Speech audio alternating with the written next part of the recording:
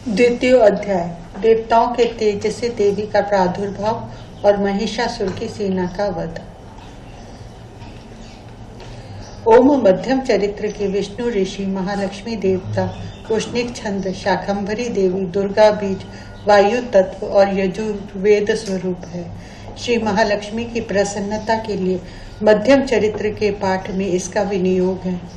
मैं कमल के आसन पर बैठी हुई प्रसन्न मुख वाली महिषासुर मर्दिनी भगवती महालक्ष्मी का भजन करता हूँ, जो अपने हाथों में अक्षमाला, परसा, गदा, ब्राण, वज्र, पद्म, धनुष, कुंडिका, दंड, शक्ति, खड्ग, ढाल, शंख, घंटा, मधुपात्र, शूल, पाश और चक्र धारण करती हैं। ऋषि कहते हैं, पूर्व काल में देवताओं और असुरों में पूरे 100 वर्षों तक घोर संग्राम हुआ था। उसमें देवताओं का स्वामी महिषासुर था और देवताओं के नायक इंद्र थे। उस युद्ध में देवताओं की सेना महाबली असुरों से परास्त हो गई। संपूर्ण देवताओं को जीतकर महिषासुर इंद्र बन बैठा। तब पराजित देवता प्रजापति ब्रह्मा जी को आगे करके उस स्थान पर गए जहां भगवान शंकर और विष्णु विराजमान थे। देवताओं ने महिषासुर के पराक्रम और अपनी पराजय का यथावत वृत्तांत उन दोनों देवेश्वरों से विस्तार पूर्वक कह सुनाया। वे बोले, भगवान महिषासुर सूर्य, इंद्र, अग्नि, वायु, चंद्रमा, यम, वरुण तथा अन्य देवताओं के भी अधिकार छीनकर स्वयं ही सबका अधिष्ठाता बना बैठा। उस दुरात्मा महेश ने समस्त देवताओं को स्वर्ग से निकाल दिया है। अब वे मनुष्यों की भांति पृथ्वी पर विचरते हैं। देवताओं की यह सारी करतूत हमने आप लोगों से कह सुनाई। अब हम आपकी ही शरण में आए हैं। उसके वध का कोई उपाय सोचिए। इस प्रकार देवताओं के वचन सुनकर भगवान विष्णु और शिव ने दैत्यों पर बड़ा क्रोध किया। उनकी भौहें तन गई और मुख टेढ़ा हो गया। तब अत्यंत कोप में भरे हुए चक्रपाणी श्री विष्णु के मुख से एक महान तेज प्रकट हुआ। इसी प्रकार ब्रह्मा, शंकर तथा इंद्र आदि अन्य देवताओं के शरीर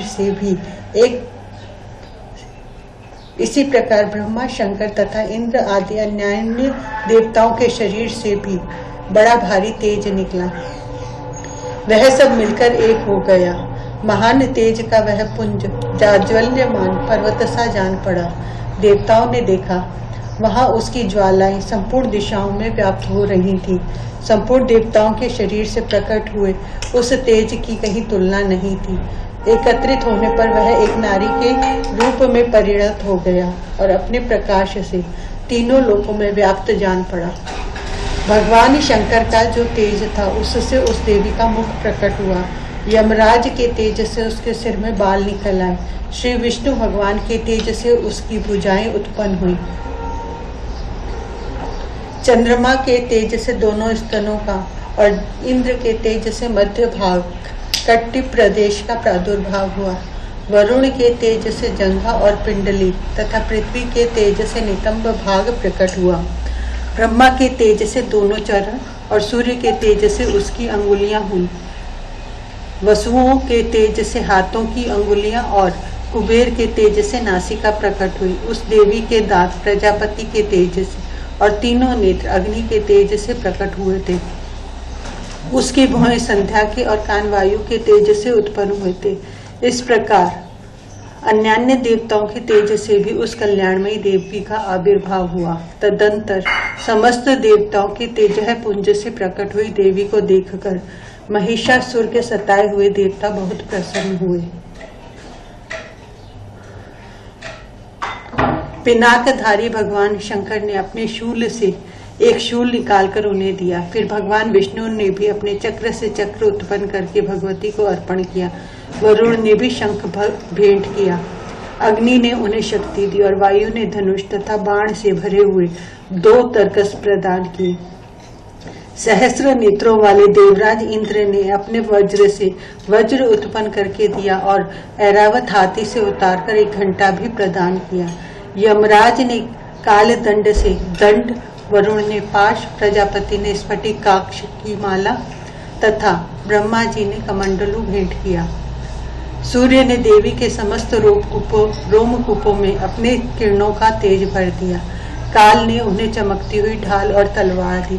क्षीर समुद्र ने उज्जवल हार और कभी जीर्ण न होने वाले 2 दिव्य वस्त्र भेंट किए।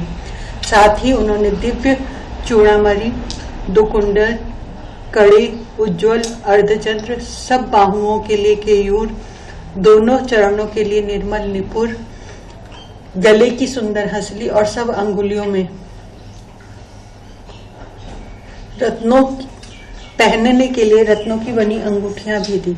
विश्वकर्मा ने उन्हें अत्यंत निर्मल फरसा भेंट किया। साथ ही अनेक प्रकार के अस्त्र और अभेद्य कवच दिए। इनके सिवा मस्तक और वक्षः स्थल पर धारण करने के लिए कभी न कुमलाने वाली कमलों की मालाएं दी। जलधि ने उन्हें सुंदर कमल का फूल भेंट किया। हिमालय ने सवारी के लिए सिंह तथा भांति भांति के रत्न समर्पित किए। धनाध्यक्ष कुबेर ने मधु से भरा पान पात्र दिया तथा संपूर्ण नागों के राजा शेष ने, जो इस पृथ्वी को धारण करते, उन्हें बहुमूल्य मणियों से विभूषित नागहार भेंट दिया। इसी प्रकार अन्य देवताओं ने भी आभूषण और अस्त्र शस्त्र देकर देवी का सम्मान किया। तत्पश्चात उन्होंने बारंबार अट्टहास पूर्वक उच्च स्वर से गर्जना की। उनके भयंकर नाद से संपूर्ण आकाश गूंज उठा। देवी का वह अत्यंत उच्च स्वर से किया हुआ सिंहनाद कहीं समा न सका। आकाश उसके सामने लघु प्रतीत होने लगा।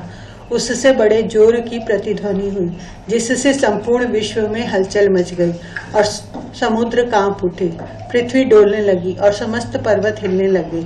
उस समय देवताओं ने अत्यंत प्रसन्नता के साथ सिंह वाहिनी भवानी से कहा, देवी तुम्हारी जय हो। साथ ही महर्षियों ने भक्ति भाव से विनम्र होकर उनका स्तवन किया। संपूर्ण त्रिलोकी को क्षोभग्रस्त देख दैत्यगण अपनी समस्त सेना को कवच आदि से सुसज्जित कर हाथों में हथियार ले सहसा उठकर खड़े हो गए। उस समय महिषासुर ने बड़े क्रोध में आकर कहा, यह क्या हो रहा है। फिर वह संपूर्ण असुरों से घिरकर उस सिंहनाद की ओर लक्ष्य करके दौड़ा और आगे पहुंचकर उसने देवी को देखा, जो अपनी प्रभा से तीनों लोकों को प्रकाशित कर रही थी। उनके चरणों के भार से पृथ्वी दबी जा रही थी। माथे के मुकुट से आकाश में रेखांसी खींच रही थी तथा वे अपने धनुष की टंकार से 7 पातालों को क्षुब्ध किए देती थी। देवी अपनी हजारों भुजाओं से संपूर्ण दिशाओं को आच्छादित करके खड़ी थी। तदंतर उनके साथ दैत्यों का युद्ध छिड़ गया। नाना प्रकार के अस्त्र शस्त्रों के प्रहार से संपूर्ण दिशाएं उद्भासित होने लगी। चिक्षुर नामक महान असुर महिषासुर का सेना नायक था। वह देवी के साथ युद्ध करने लगा। अन्य दैत्यों की चतुरंगिणी सेना साथ लेकर चामर भी लड़ने लगा। 60,000 रथियों के साथ आकर उद्रग नामक महादैत्य ने लोहा लिया। 1 करोड़ रथियों को साथ लेकर महाहनु नामक दैत्य युद्ध करने लगा, जिसके रोए तलवार के समान तीखे थे। वह असिलोमा नाम का महादैत्य 5 करोड़ रथी सैनिकों सहित युद्ध में आ डटा। 60 लाख रथियों से घिरा हुआ बाष्कल नामक दैत्य भी उस युद्ध भूमि में लड़ने लगा।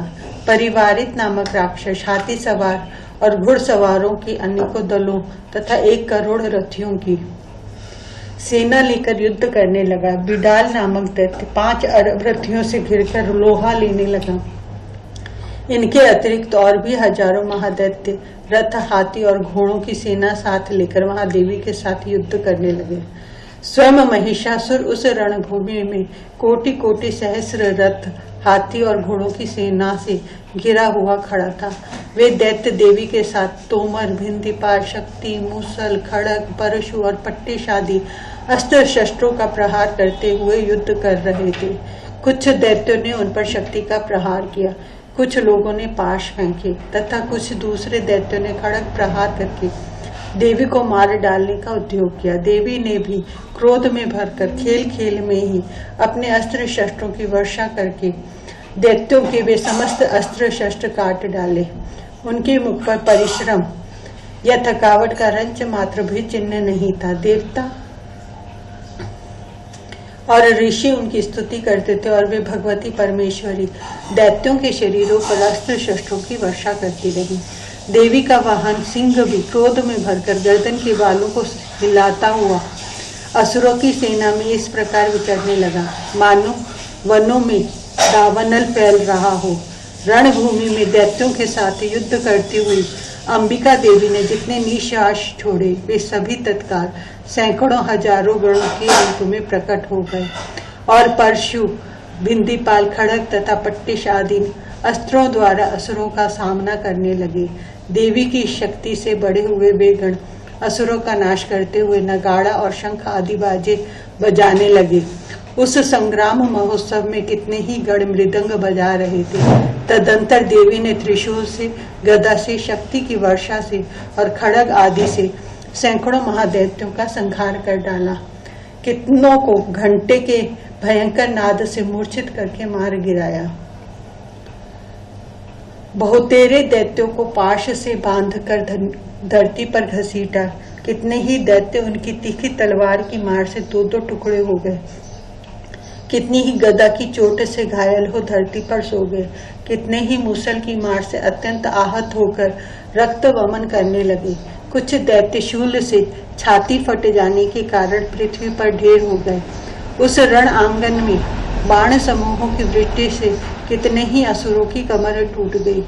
बाज की तरह झपटने वाले देवी पीड़क दैत्यगण अपने प्राणों से हाथ धोने लगे। किन्हीं की बाहें छिन्न भिन्न हो गई, कितनों की गर्दनें कट गई। कितने ही दैत्यों के मस्तक कट कट कर गिरने लगे। कुछ लोगों के शरीर मध्यम भाग में ही विदीर्ण हो गए। कितने ही महादैत्य जांघें कटे जाने से पृथ्वी पर गिर पड़े। कितनों को ही देवी ने एक बाह, एक पैर और एक नेत्र वाले करके दो टुकड़ों में चीर डाला।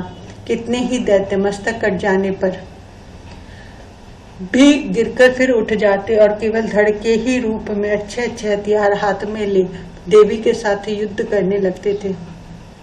दूसरे कबंध युद्ध के बाजों की लय पर नाचते थे। कितने ही बिना सिर के धड़ हाथों में खड़ग, शक्ति और रिष्टि लिए दौड़ते थे तथा दूसरे महादैत्य ठहरो ठहरो यह कहते हुए देवी को युद्ध के लिए ललकारते थे।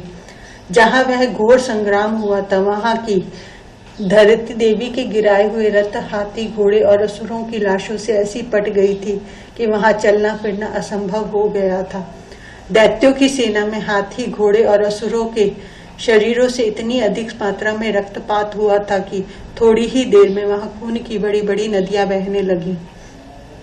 जगदम्बा ने असुरों की विशाल सेना को क्षण भर में नष्ट कर दिया, ठीक उसी तरह जैसे तृण और काठ के भारी ढेर को आग कुछ ही क्षणों में भस्म कर देती है। इति श्री मार्कंडेय पुराण। और वह सिंह भी गर्दन के बालों को हिला हिलाकर जोर जोर से गर्जना करता हुआ दैत्यों के शरीरों से मानो उनके प्राण चुने लेता था। महादेवी के गणों ने भी उन महादैत्यों के साथ ऐसा युद्ध किया जिससे आकाश में खड़े हुए देवतागण उन पर बहुत संतुष्ट हुए और फूल बरसाने लगे। इस प्रकार श्री मार्कंडेय पुराण में सावर्णिक मनवंतर की कथा के अंतर्गत देवी महात्म्य में महिषासुर की सेना का वध नामक दूसरा अध्याय पूरा हुआ।